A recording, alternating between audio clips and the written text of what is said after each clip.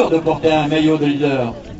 Ouais, j'ai pas l'habitude de ça, mais je suis souvent, je fais souvent les deuxièmes, troisième places. Bon, maintenant j'avais le maillot, il fallait la jouer fine. Maintenant, c'est sûr que ça énerve certains coureurs, mais moi c'est le jeu. Il y avait 6 coureurs qui pouvaient gagner le trophée. Maintenant, moi je pouvais pas suivre tout le monde. J'ai décidé de suivre le plus dangereux, plus Neil, voilà. Et donc après, à eux de suivre leur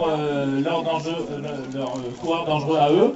Maintenant, je veux dire, il y a des coureurs qui n'ont pas fait la course non plus que moi. Donc moi j'ai fait ma course, c'était mon rôle de suivre Pomley. Et voilà. En tout cas, ton explication, je l'ai donnée à plusieurs reprises aujourd'hui. En tant que technicien, j'avais pas l'impression que tes adversaires faisaient la course qu'il fallait faire. Il vient de le dire, et c'est vrai que l'attitude d'Éric Pomley aujourd'hui, c'est pour quelqu'un qui calcule bien.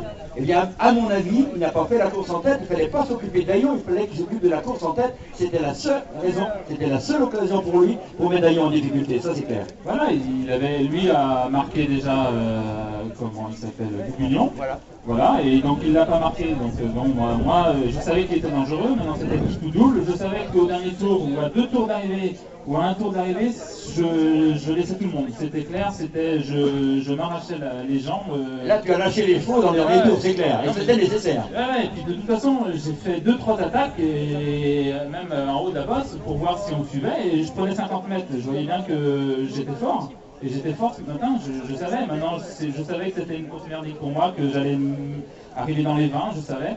Et je savais que ça allait pas se jouer à grand chose, et voilà, et j'ai fait ma course. Et quand on analyse quand même ton classement de ce soir, on se dit, le dernier vainqueur du Grand Prix de Bourbriac l'année dernière, le pays de Bourbriac n'est pas une... Eh, c'est pas une partie de... Ah oui, difficile. Quand on gagne à Bourbriac, on peut gagner partout. J'ai envie de dire à Frédéric, depuis le début de saison, c'est peut-être le plus régulier en deuxième catégorie. Il est dans le top 5 tous les week-ends, et ça, aussi quelque part, ça veut dire quelque chose. Ah ouais, ma plus mauvaise place c'était 10. Donc bon, à part ça, si j'ai fait les élites, mais bon, ça c'est autre chose. Mais en 2, j'ai fait ma plus mauvaise place dans les 10. Et sauf à Moussorac, il y a 3 jours, j'étais vraiment un jour sans. Et je pense que heureusement c'était pas le trophée parce que j'ai vraiment eu des grosses jambes.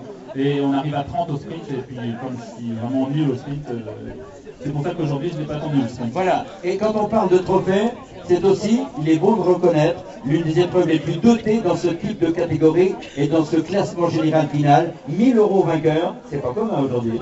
Ah ouais, j'ai plusieurs fois été dans le classement, j'ai souvent été dans les 6 premiers. Je suis toujours tombé sur des gars costauds qui étaient encore plus réguliers que moi. Et puis bon, des mecs comme René, Taillandier, enfin... Et qui est devenu champion de France depuis l'an dernier quand même. Voilà, qui ont du métier, et voilà. Et là j'ai montré que j'avais du sang-froid, puis voilà, et je l'ai gagné, je suis content. Eh bien bravo Frédéric Daillon, on l'applaudit tous ensemble s'il vous plaît. Et on profite pour remercier et féliciter les organisateurs.